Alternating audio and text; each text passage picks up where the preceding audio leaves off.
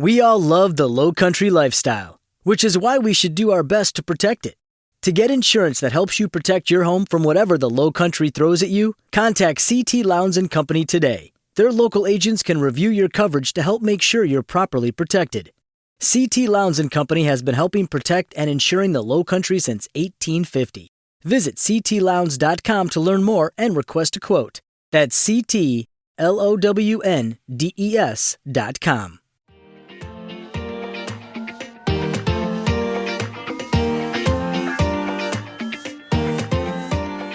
Hola a todos, bienvenidos una vez más a los podcasts de MTV Pro y Mayor. Hoy vamos a hablar de un tema apasionante, un tema muy sentimental. Y para hablar de ese tema, que son las bicis clásicas, nos hemos traído a José Antonio Crespillo. José es un clásico del mundo del ciclismo de montaña en España, corrió en los 90 con una Kona Lavadón, casi nada, y ahí estaba, dándose codazos con las leyendas del mountain bike nacional. Luego el veneno hizo que decidiera que su futuro profesional siguiera ligado al mundo de la bici. Un autodidacta que empezó de mecánico en una tienda de bicis, luego jefe de sección en una gran superficie, luego en Abus, luego en GoPro y finalmente ahora en BH, donde es comercial de la zona norte, donde él vive. En fin, que José iba para filólogo, pero no, se ha quedado en esto, se ha quedado con nosotros en el mundo de la bici. En 2011 decidió intentar volver a sentir lo que era ser joven e intentó buscar y restaurar una Lavadón como la que usaba cuando era un joven vigoroso y cuando era un crack. Y se lió porque acabó restaurando 40 bicis. 40 bicis lleva desde entonces restauradas. Por eso, si quieres hablar de bicis clásicas, es uno de esos contactos que no te pueden faltar. Y como dicen que el buen periodista no es el que sabe, sino el que sabe quién sabe, pues aquí lo tenemos, a José Crespillo. ¿Cómo estás, José?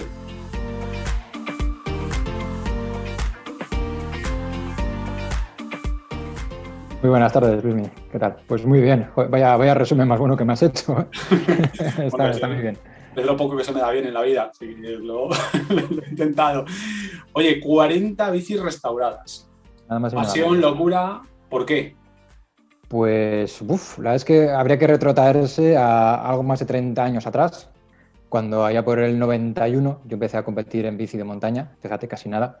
En aquella época, carreras oficiales había muy poquitas. Yo era un preadolescente y, bueno, en aquella época tenía una bici de poca monta con la que competíamos en marchas, en carreras pirata.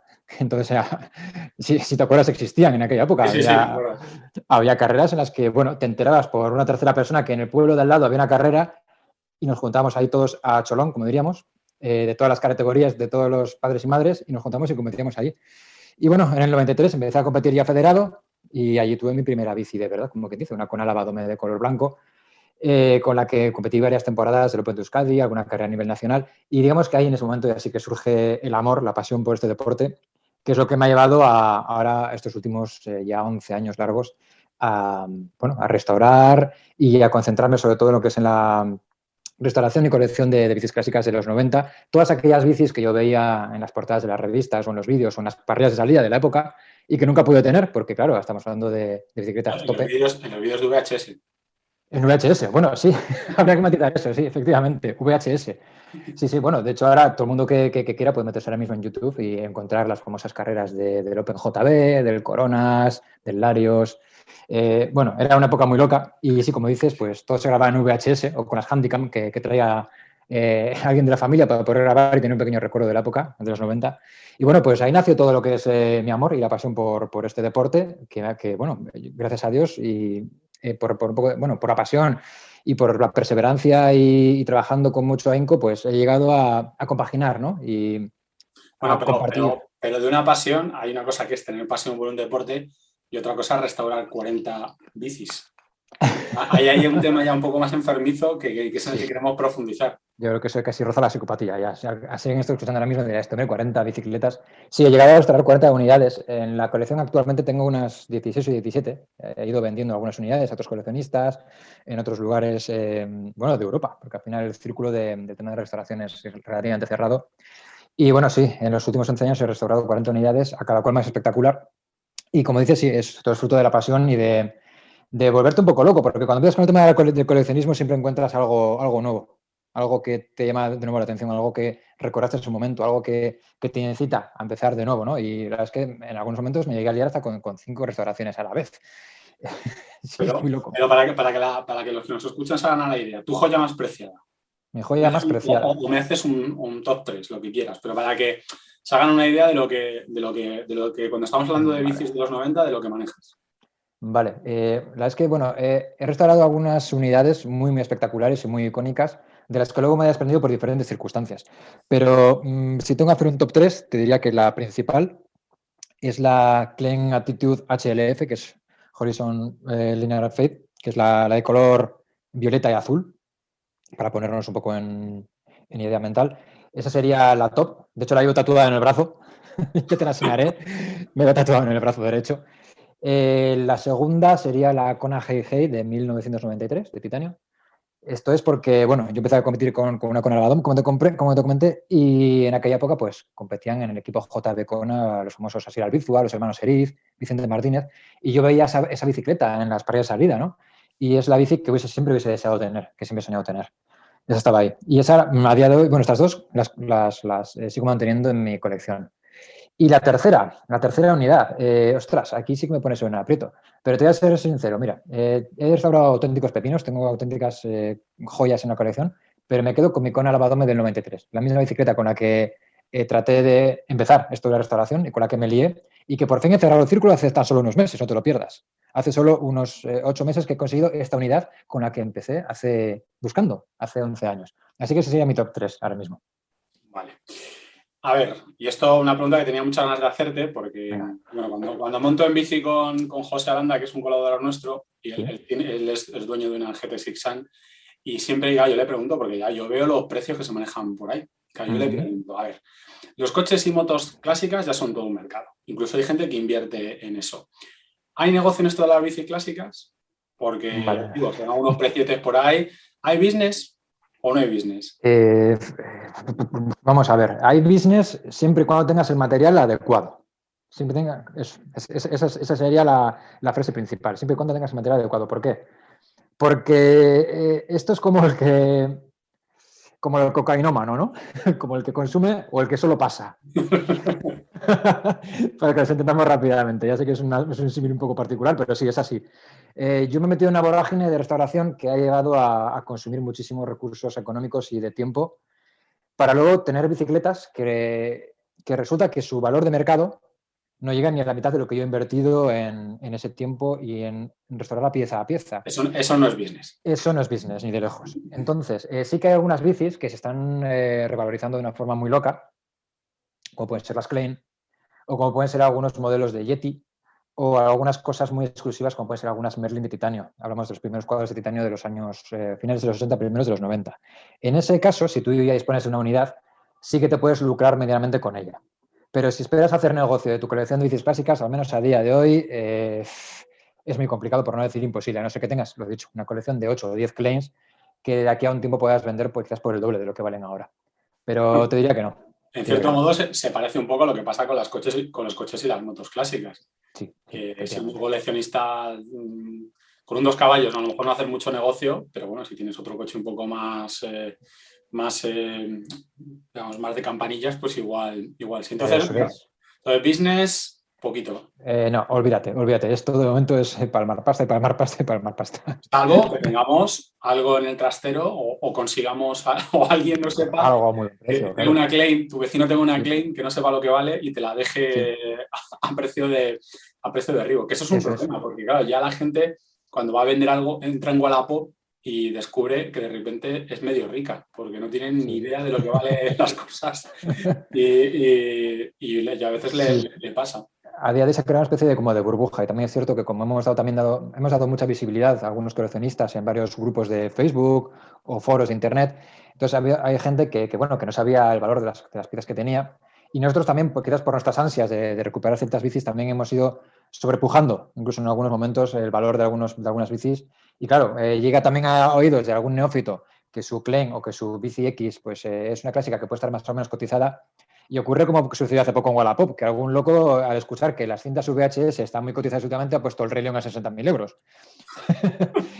Bueno, esto obviamente es muy relativo, pero sí es cierto que a día de hoy hay un poco de burbuja. Y también hay algunos modelos que están hasta sobrevalorados, porque hay cosas exclusivas, dependiendo del punto de vista en que lo veas. Por ejemplo, las Klein son unas bicis muy exclusivas, son unas bicis muy bonitas, que estaban adelantadas a su tiempo y con una calidad de construcción excepcional. Pero ¿qué pasa con las Klein? Que realmente hay muchas unidades en el mercado. Realmente, si tú ahora mismo pones anuncios, vas a ver en eBay, en Wallapop, gente más o menos cercana al mundillo te puede enseñar que tiene alguna Klein a la venta. Y bueno, esto sí es cierto que es exclusivo, pero hay algunas unidades que son aún más exclusivas, como por ejemplo una Merlin de titanio del 91 que tengo en mi colección, que en cuanto a exclusividad le daría 1000 vueltas hasta Klein, pero no está tan cotizada. No está tan cotizada porque hay mucha más visibilidad en el mundo Klein, por decirte la marca en concreto, que en otras unidades que sí que lo serían por rareza, porque se construyen muy pocas unidades, o por la calidad de sus materiales, o porque solo se construyen unas poquitas. Y bueno, pues es todo un poco relativo, ya sabes. Pero bueno, esto siempre existe en todo el mundo coleccionista. Y tú habitualmente, o sea, ¿estás brujuleando o vas a buscarlas? Si tú tienes en tu cabeza tienes una, dos, tres, cuatro modelos que tú quieres tener en tu colección, o tú estás brujuleando por ahí en los foros, en los grupos de Facebook, no sé si también miras en Wallapop o en Mil Anuncios o cosas de este tipo. ¿Cómo lo haces? ¿Miras o lo tienes claro lo que quieres? Yo lo tengo muy claro. De hecho, antes de organizar una restauración, le dedico muchísimas horas a pensar exactamente qué es lo que quiero hacer y cómo quiero hacerlo. Entonces, esto es un trabajo previo y luego, en base a ese trabajo previo, sí que me pongo a bucear. Imagínate, quiero restaurar una Canon del F2000 del 94, por decirte un modelo. Entonces, me pongo a bucear. Primero cojo, pues eso, la hemeroteca de la época, revistas, me meto en internet, trato de buscar todos los comentarios, fotos, vídeos de la época y ya tengo una imagen formada de qué es lo que quiero hacer, ¿no? Y a mí me gusta mucho centrarme en lo que se llama period correct, es decir, hacer una restauración en torno a lo máximo de la perfección que se pudiera obtener de ese modelo, ¿no? Ya sea o dejarla exactamente como era de serie o lo más cercano posible con las piezas de la época. Y es ahí cuando ya sí me pongo a bucear. Y ahora mismo, o hasta ahora al menos, el mejor lugar para bucear y encontrar piezas era Retrobike. Es un foro internacional, que es retrobike.co.uk, y ahí nos movemos coleccionistas de todo el planeta. De hecho, en mis bicis, en todas estas bicis he comprado piezas de alrededor de todo el mundo, literal. Me han ido de Japón, de Canadá, de Singapur, de toda Europa, de Estados Unidos, y pieza a pieza y pasito a pasito, pues más dan modelando y formando esa restauración, ¿no? En cuanto a Wallapop, el Wallapop se ha convertido ahora mismo un poco ya casi de forma, iba a decir un poco en el basurero. No quiero decir tampoco esa palabra quizás tan despectiva, pero sí es cierto que poner piezas de cierto valor o cierto nivel ya en Wallapop hace que se devalúen. Ahora mismo hay ya mucha metralla y mucha cosa que quizás ya no vale lo que debería valer. O piezas que eran de cierto valor, pero están tan tralladas que ya no tienen valor. Y yo ya es un lugar en el que ya no me meto. Ahora mismo todo se ha concentrado ya más en un círculo más cerrado de coleccionistas. Somos ya los que nos conocemos. El núcleo duro somos los que ya tratamos de contactar entre nosotros para movernos y conseguir según qué piezas. Es que justo eso te tenía una pregunta preparada para después.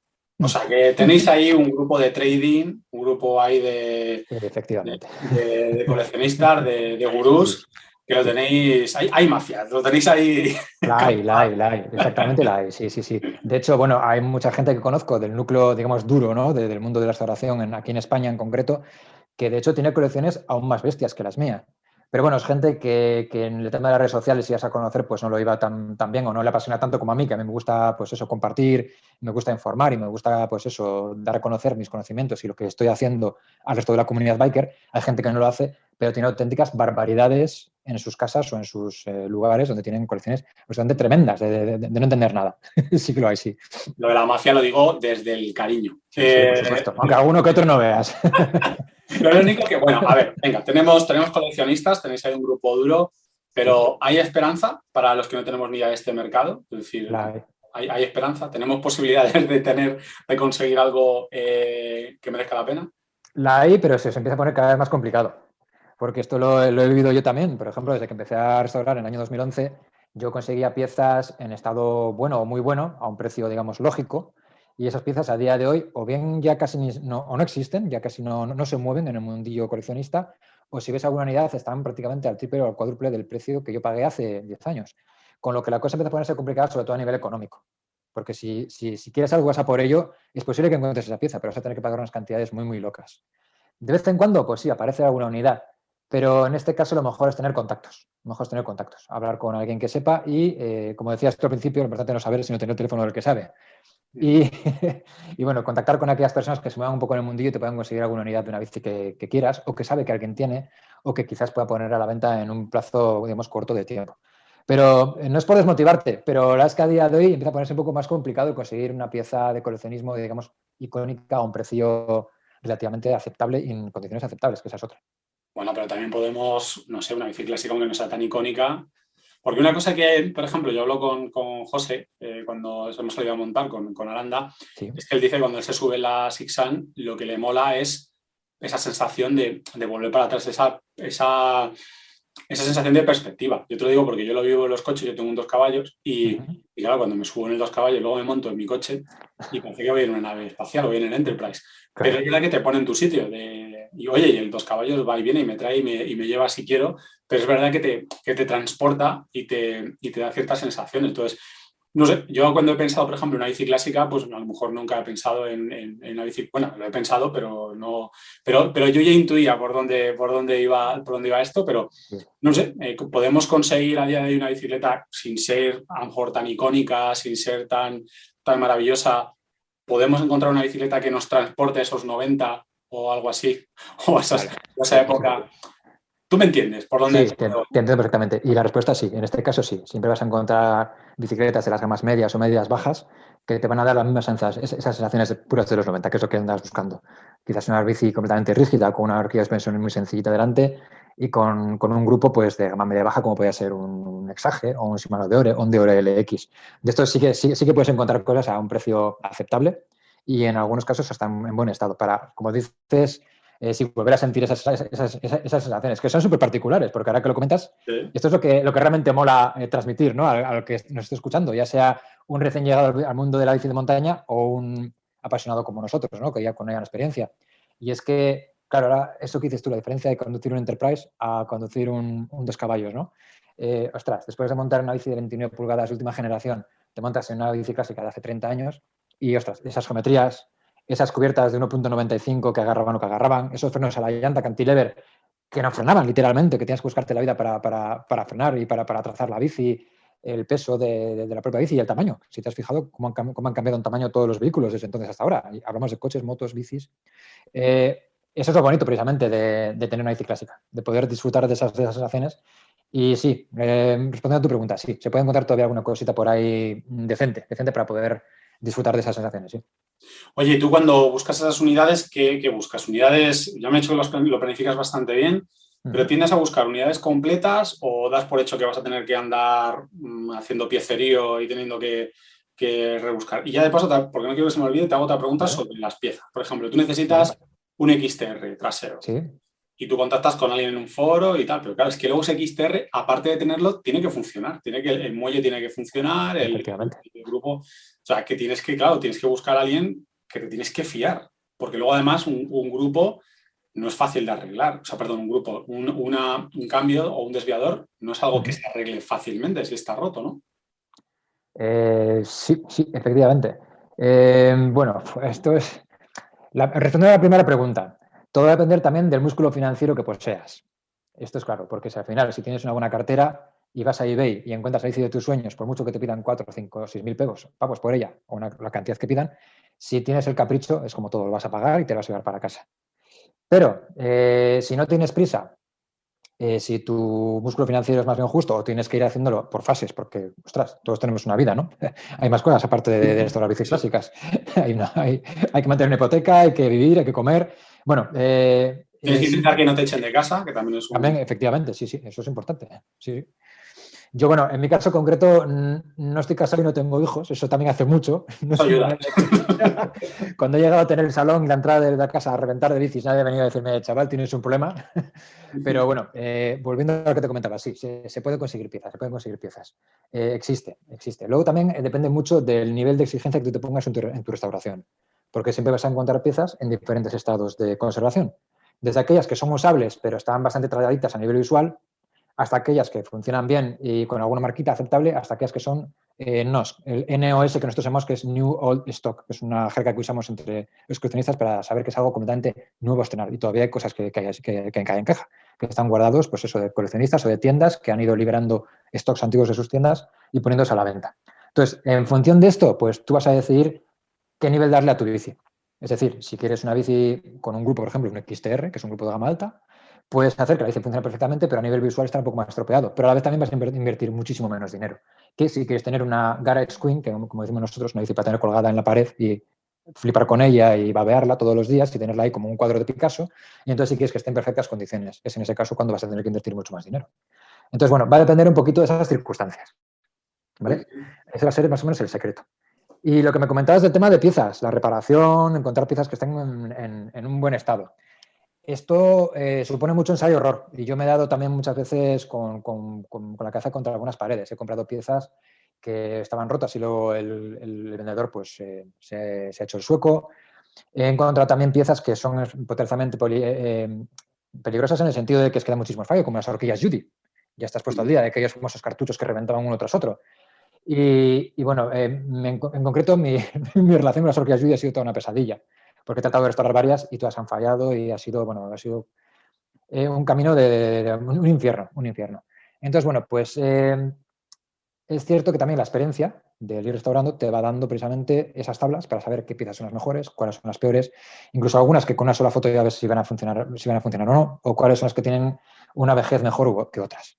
Yo qué sé, los Grip Shift X-Ray, por decirte algo, los primeros Grip Shift de 8 velocidades, fueron todo un adelanto a su momento, pero todos se rompían. Todos aparecían fisurados. Lo viví.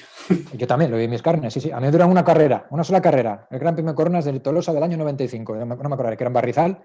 En la segunda vuelta se bloquearon y fue en single speed el resto de la carrera.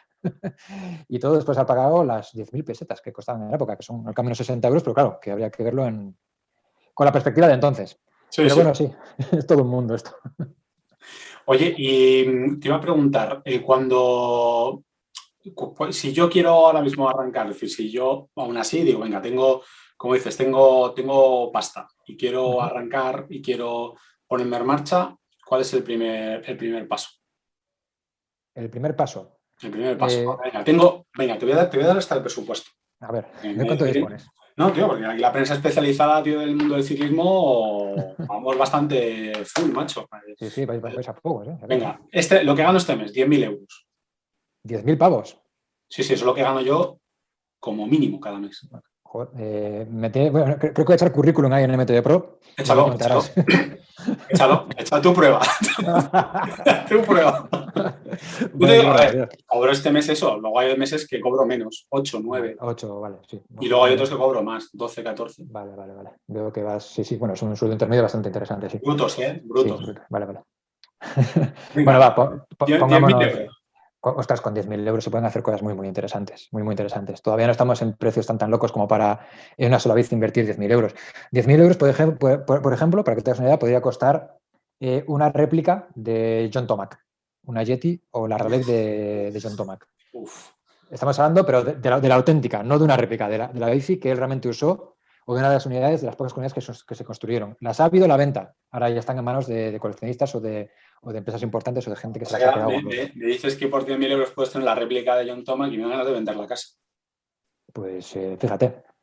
Sí. De hecho, sí, se vendió por, si no me recuerdo mal, hace unos años se vendió por una cifra cercana a los 8.000 euros una Raleigh de John Tomac, sí. Bueno, pero lo importante es, ¿cuál es el primer paso? ¿Dónde voy? ¿En qué foro me meto? ¿Qué hago? ¿Pongo un anuncio? ¿Qué es lo que hago para conseguir una bici? Me has dicho que en el Wallapop no puedo entrar, porque hay Wallapop morral. Olvídate, si quieres algo bueno. ¿A dónde voy? ¿Me meto ahí a los grupos de Facebook que hay? Lo primero sería googlear el modelo de bici que quieres en concreto. Lo googleas y miras qué opciones tienes. Y en ese caso ya sería cuestión de asomarse a eBay o bien meterte en Retrobike. Esto es quizás es la mejor plataforma para moverse y para desenvolverse en este sentido. Porque además de comprar y vender, al tratarse de un foro, tienes también una pestañita en la que tú puedes preguntar por cosas, es decir, o pedir algo, pedir piezas o pedir bicis estoy en búsqueda de tal componente, de tal bici, tal historia. Y ahí la gente ya te va a responder, te va a poner en contacto, te va a decir cuál sería el camino a seguir, ¿vale? Ese sería más o menos el camino para un inicio próximo, siempre y cuando no estés metido de lleno en el mundo de la restauración y no tengas el teléfono de quién sabe, como que te comentaba antes. Bueno, entonces en cuanto Ese es el cobre, primer paso. en cuanto cobre, me pongo. Venga, va, estás tardando. Oye, otra cosa sí que se me olvidaba antes, de las piezas. Vale, te puede llegar un XTR roto o te puede llegar bien, pero, macho, un tema que a mí me preocuparía. Cubiertas, pastillas para unos cantilever, ¿qué hacéis con eso? Porque unas cubiertas de la época, no sé, ¿cómo haces? De 26 además, supongo que las puedes conseguir, pero claro, la bici moverla a lo justo para... ¿Cómo están esas cubiertas? ¿No se van a hacer polvo en...? Te hablo desde el absoluto desconocimiento. Yo no sé si unas cubiertas que se fabricaron en el año 92, 94, conviene montarlas y salir a darte un pirulo por ahí con ellas. Pues te sorprenderías. Y de hecho yo tengo en mis bicis, tengo montadas varias unidades con las que salgo a montar todavía. Es decir, tengo algunas que son solo para la foto, como te he comentado, para la Carriage Queen, que son cubiertas nuevas a estrenar, que ya por una cuestión de principios no vas a poner ya en el monte porque sabes que te vas a cargar en muy poquito tiempo, a pesar de que estén buenas. Hay algunas unidades que todavía se conservan en sus cajas con la goma y hasta algunas hasta con su parafina original en buen estado, o sea, que no están cuarteadas y que están listas para usar después de 30 años. Todavía existe esto. Se pagan a precio de oro, todo hay que decirlo. Pero ese tipo de cubiertas ya no se usan para usar, precisamente por lo que te he comentado. Son más que nada para la foto, para disfrutar de ellas visualmente. Pero de vez en cuando aparecen unidades que están usadas, pero todavía están en suficiente estado, o buen estado, como para poder darte una rutilla por ahí sin abusar de ellas, obviamente, porque, bueno, tienen sus limitaciones. Pero todavía hay cosas que están usables. Sí, doy fe de ello, porque de hecho, mis bicis, como te digo, todavía las uso algunas. Todavía pego mis rutitas por la... Bueno, ya sabes que yo soy de aquí de Euskadi, de Vizcaya, y mi ruta habitual son los acantilados, los senderos que hay alrededor, y todavía doy mis paseitos por ahí para disfrutar de ellas. Se puede todavía usar. Y de hecho todavía aparecen algunas unidades. Puedes encontrar algunas Hutchinson on the Rocks, por ejemplo. Puedes encontrar algunas Tioga Psycho de las míticas que en compuesto, digamos, normal, las de color color caramelo, que llamamos. Existen, pero estas, para que te hagas una idea, se cotizan a 200 euros la unidad. Para que te hagas una idea. Entonces, claro, yo las he tenido en cajas, aquí. Pues te voy a dar un dato, ¿vale? Más caro que algunos neumáticos que hay en Michelin clásico. Michelin para coches, me refiero. Para coches. Para coches sí. Tiene neumáticos en clásico y vale más caro que un neumático de coche clásico. Pues como te comentaba, yo las he tenido, de hecho, a mí me ha pasado una cosa muy curiosa, es que al final he acabado desprendiéndome de estas cubiertas, he tenido las Tioga Psycho estas en color caramelo, de compuesto blando, es cosa de John Tomac, he tenido las Panaracer Magic, aquellas en color blanco también, tan espectaculares, he tenido las Michelin Wild Gripper verdes, todas nuevas estrenadas en sus cajas, pero las he recibido, les he hecho fotos, las he tocado, las he montado en alguna bici y he hecho algunas fotos para mi colección personal, pero luego las he revendido porque soy consciente de que soy incapaz de usarlas. Entonces luego he tratado de conseguir algunas unidades de estos modelos, al menos en estado de uso, para poder darme un rublillo con ellas y decir que, bueno, estoy rodando con estas cubiertas, pero es muy duro coger 400 euros en cubiertas montadas y saber que se deshacen en la primera salida. Oye, ¿y no hay industria auxiliar? Me refiero, por ejemplo, también en otros mundos del coche, como el coche clásico, la moto clásica, hay fabricantes que se dedican a hacer componentes para coches y motos clásicas directamente. Son pastillas de freno, cosas así, pues que lo hacen. ¿Eso existe en el mundo de la bici? ¿Hay gente que puede conseguir hacer unas pastillas para tus cantilever? Vale, pastillas de freno ahora mismo no, en este momento no. Pero sí que ha habido marcas importantes, como puede ser Panaracer, que ha hecho reediciones de sus exitosas Smoke y Dart, las míticas de primeros de los 90. Y de hecho, a día de hoy todavía las puedes encontrar en diferentes plataformas de venta a nivel internacional, en cualquier sitio, incluso en eBay. Y de hecho, son cubiertas que hemos usado mucho los comercialistas porque el dibujo es exactamente el mismo, pero la tecnología es la actual, con una carcasa mejor, con una goma mejor. Y de estas las hemos comprado por palés para tenerlas aquí, para tener para estas bicis, porque son cubiertas muy usables que dan ese aspecto clásico que buscamos y además es el taqueado antiguo, pero una reedición. Por ejemplo, Onza también hizo reedición de algunas cubiertas y de algunos puños también. Y luego también encontramos algunas empresas a nivel ya particular. Por ejemplo, en Francia hay una pequeña empresa que se dedica a hacer réplicas. O sea, ellos cogen moldes, por ejemplo, de puños de las bicis Sun o logos o diferentes piezas plásticas que se usaban en las bicis y que ya no puedes conseguir en ningún sitio, que no tienen ni siquiera en la propia marca, en Sun.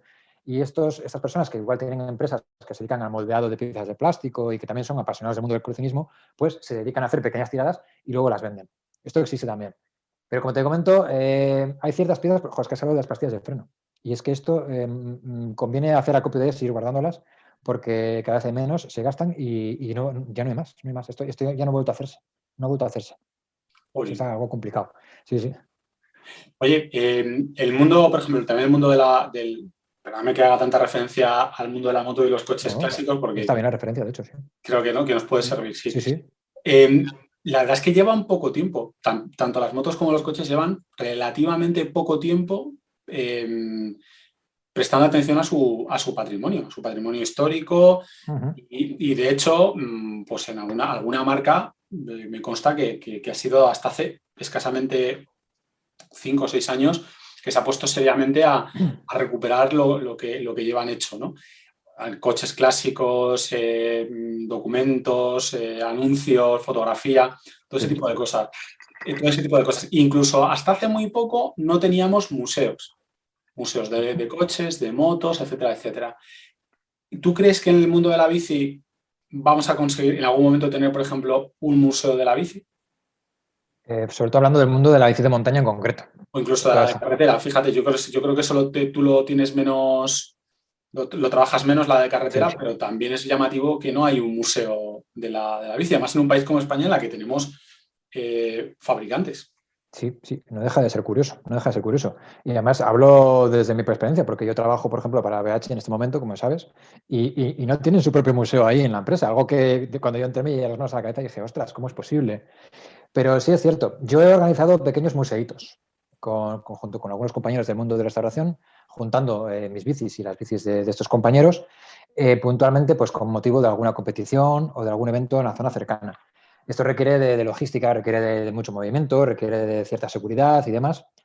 Y bueno, la verdad es que esa pregunta, si alguna vez tendremos algo a nivel nacional importante, por lo que yo veo de momento a corto plazo va a ser que no lo veo. No veo la gente. Fíjate, hablabas de, por ejemplo, del hecho de que BH no tenga un museo propio, pero aquí te puedo decir nuestra experiencia con muchísimas marcas, tanto nacionales como internacionales, cuando les hemos preguntado porque queríamos hacer algún reportaje de algún tema muy concreto, nos hemos encontrado con que no tenían ni siquiera archivo fotográfico. Es increíble, ¿eh? Es muy llamativo de decir, oye, ¿tienes una foto de esta bici del año tal? No. Y es una cosa que a mí siempre me ha llamado la atención. Aunque también te digo que cuando yo trabajaba también en la parte de coches, estuve también en una revista de coches, también es cierto que tampoco era habitual. Lo que pasa es que sí es verdad que el mundo del automóvil hay que reconocer que tiene mucha potencia y cuando se pone, se pone. Y lo recupera. Pero es verdad que el mundo de la bici, fíjate que ahora nos están llegando libros, ahora parece como que ha sido los 50 años de Cannondale, han sido los 100 años de Shimano. Entonces te llegan libros y te llegan ediciones especiales y me llama la atención porque llegan, por fin, un libro recopilatorio con toda su historia, pero se nota que las fotografías las han tenido que excavar casi de manera arqueológica. O sea, que nunca ha sido una industria que sea... nunca ha pensado en que podía dejar un legado histórico y eso siempre me llama la atención. Es curioso y sobre todo es curioso porque en la década de los 90, que fue el momento de auge, ¿no? la explosión, la época dorada de la bici de montaña, en aquella época, precisamente lo bonito de esa época era que se experimentaba muchísimo, tú lo sabes, materiales, diseños, geometrías, producto, era toda una auténtica locura, era una explosión, era un germen de todo lo que, de todo lo que nos ha dado hasta la evolución actual. Y por eso me extraña aún más, ¿no? Que no se guarde apenas recuerdo de aquello y que seamos precisamente los coleccionistas los que a día de hoy estamos generando más contenido en ese sentido, ya sea audiovisual, en las redes sociales y demás, que lo propio que tenían ya creado las marcas. Es algo que a mí me parece inaudito. Es increíble. Sí, es llamativo porque, como tú dices, los 90 fue una época que fue la época dorada, pero además fue una época mágica y fue mágica porque en aquellos años se hicieron bicis que eran joyas tecnológicas, muchos eran auténticos experimentos que no salieron bien, pero que fíjate que no salieron bien con la perspectiva del tiempo, ¿no? Yo creo que ahora tú ves una Trek I y en aquel momento les parecía un cohete y ahora ves el sistema de suspensión y dices, pero ¿quién fue el asesino que se le ocurre? Pero en aquel momento es que es muy difícil explicarlo sobre todo a la gente que venga nueva, pero en aquel momento era como que todo era experimentación, todo, entre comillas, no todo nos parecía bien, ¿no? Pero había mucha facilidad para asimilar eso, para trabajarlo, incluso para admirar la locura. Yo creo que es verdad que yo creo que no ha habido nunca otra época en el mundo de la bici, incluso también en la carretera, ¿eh? Acuérdate también Sí, las auténticas locuras que se hicieron en carretera en los 90. No, creo que no ha habido otra época de tanta experimentación. No sé, ¿tú crees que volveremos a vivir algo así? Uf, lo dudo mucho, lo dudo mucho. A día de hoy, y viendo la tecnología que manejamos y un poco la percepción que tenemos de lo que es el propio deporte y el producto, dudo mucho que exista una Claro, explosión es que, de... ¿Qué va? sabes que además, yo entiendo, claro, en los ¿Qué va? 90 ahora mismo hay auténticos, hay ingenieros hiperformados, hay un montón de sistemas de diseño que permiten, digamos, que antes de que una bici se produzca, ya sepamos cómo va a ¿Cómo va a funcionar. funcionar? Estudia la Sí, sí. cinemática y tal. Yo creo que aquí en aquel momento la cinemática salía de alguna cabeza, de alguna marca, se montaba la bici y si aquello funcionaba, Bueno, se iba. imagínate que se les pasó por la cabeza a los de Manitou cuando pusieron una segunda horquilla en la parte trasera de la bici. Exacto, exacto.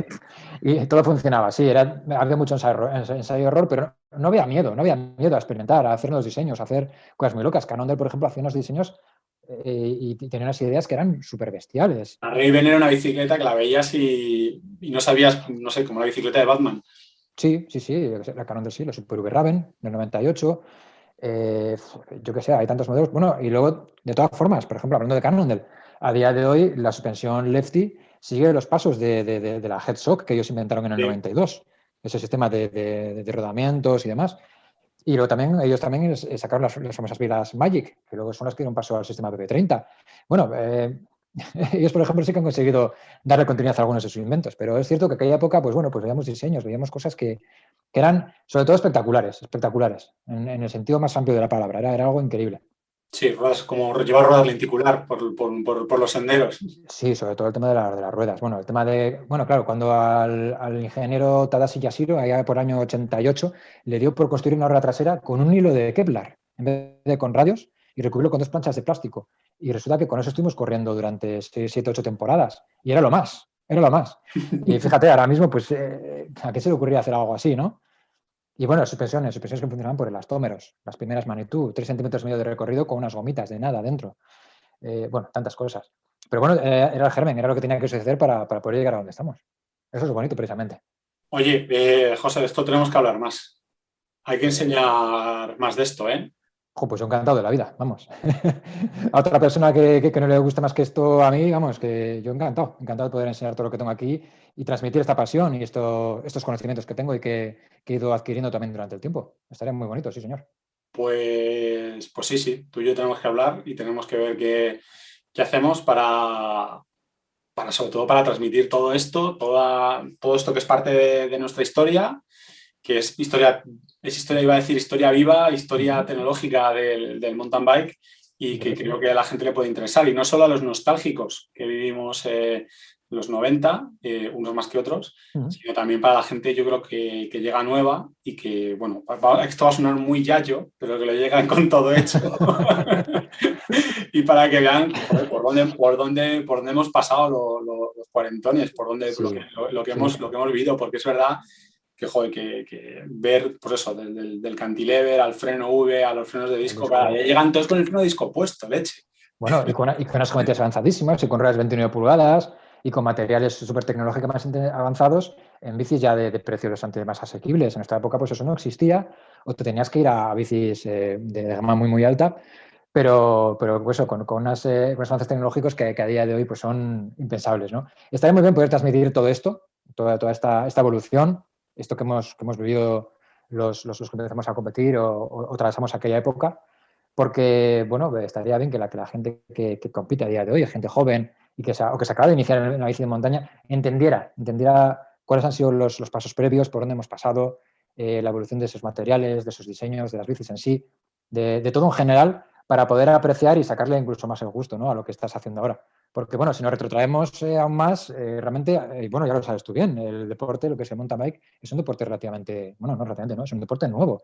Sí, sí, y justo a veces, sabes que vivimos un poco el hecho de que sea relativamente nuevo, pues a veces nos ha costado poner en valor la historia de nuestro deporte, ¿no? Por ejemplo, cuando hemos hablado del espacio que ocupamos en los lugares naturales protegidos, pues parece que como somos los últimos en llegar, pues no se nos invita a hablar. Parece que hemos aterrizado ahí muy tarde. Y bueno, convendría recordar que, bueno, también te digo, es relativamente nuevo. En los 70 hay muchos deportes que empezaron en los 70, incluso algunos después. O sea que, pero bueno, tenemos que hablar más de esto. Aparte, mira, hacemos una cosa. Si no le interesa a nadie, como yo gano entre 10 y 15.000 euros todos los meses. Bueno, pues ya hablamos de números. Tú, pues, claro, a ver, claro, pero, y además tú eres un tío que con las bicicletas clásicas tú debes estar ganando más o menos lo mismo. Sí, por ahí anda, sí. Justo. Pues como si vamos sobrados, si esto no es por el negocio. Aquí el dinero lo tenemos 4, esto es así. Esto es así, el dinero Bueno, pues para echar un rato, pues lo hacemos y ya está. Y si a la gente le gusta, pues bien, y si no le gusta, pues chico, a tú y yo. No, el dinero no nos hace falta. Eso no es el problema. Eso no es el problema. Bueno, José, pues oye, muchísimas gracias por estar aquí este rato. A ti por darme voz. Yo encantado, vamos. Pues nada, yo agradecerte que estés con nosotros, que compartas con nosotros tu sapiencia, tu conocimiento y nada, lo dicho, nos vemos pronto. Pues dicho y hecho, me cargo en el coche unos cuantos trastos y ya verás que bien nos vamos a pasar. Va a estar divertido. Bueno, José, pues nada, a todos los demás, a los que nos escucháis, pues oye, muchísimas gracias también a vosotros por estar aquí, por escuchar los podcasts de MTB Pro y Maillot. Por favor, si no estáis suscritos, suscribíos. Si tenéis alguna duda o queréis que le transmitamos alguna pregunta a José, pues dejadlo en los comentarios de la plataforma de podcasting en la que nos estéis escuchando, que más o menos la controlamos todos. Y si no, pues también podéis mandar un email. Nos tenéis localizados también en el resto de redes sociales, en Instagram, en Facebook, o sea que no nos podemos escapar. Así que nada, gracias a todos, gracias José, y nos vemos en el próximo episodio de los podcasts de MTB Pro y Maillot. Un saludo, hasta luego.